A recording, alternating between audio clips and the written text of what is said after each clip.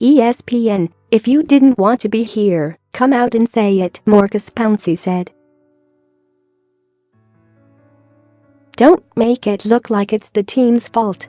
You think the team and the organization wanted to get rid of James Harrison? Come on, now.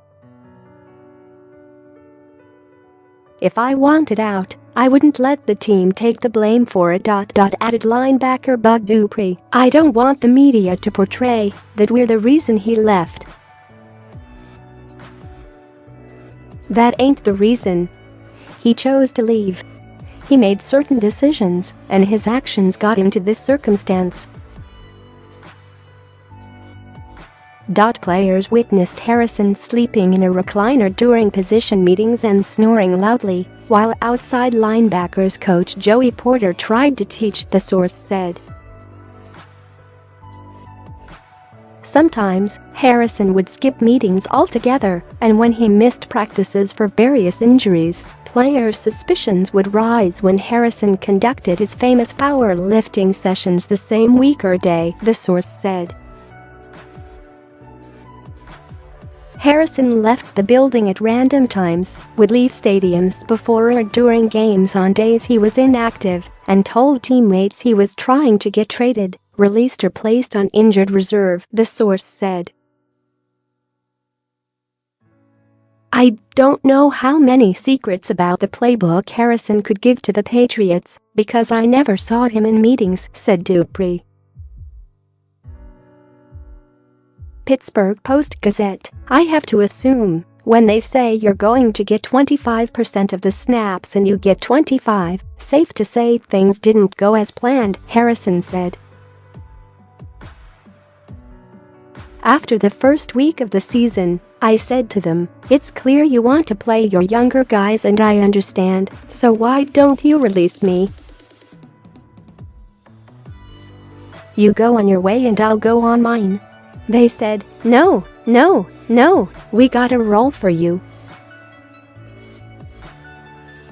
But that role never materialized for Harrison, except for a Week 6 game in Kansas City, where he played 15 snaps and registered his only sack at a key moment late in the game to close out a victory.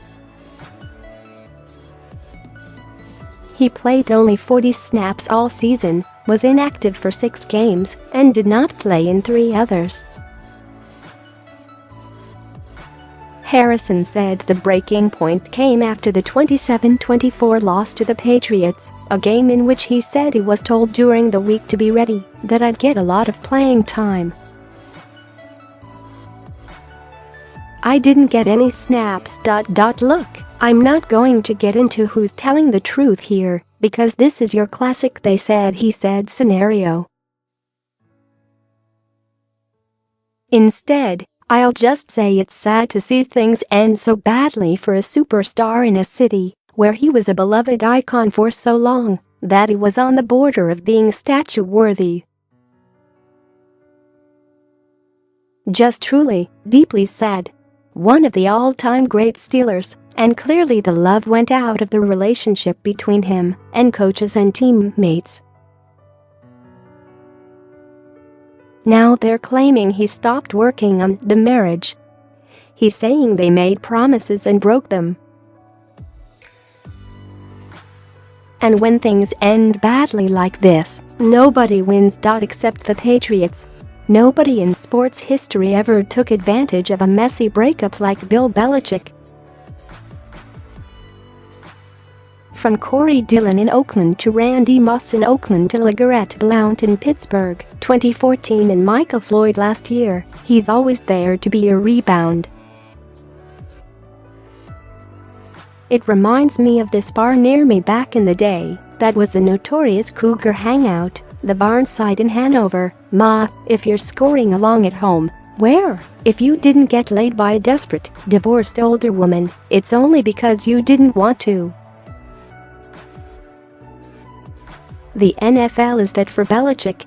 He is to disgruntled veteran players, which as Reinhold is to recent widows. Realizing that getting benched and then released it's the ultimate aphrodisiac. It's almost unfair, like fishing with dynamite.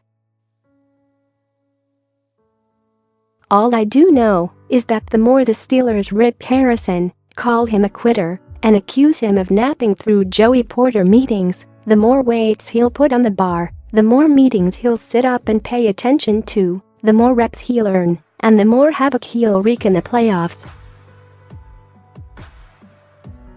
So by all means, keep talking. Tell us everything.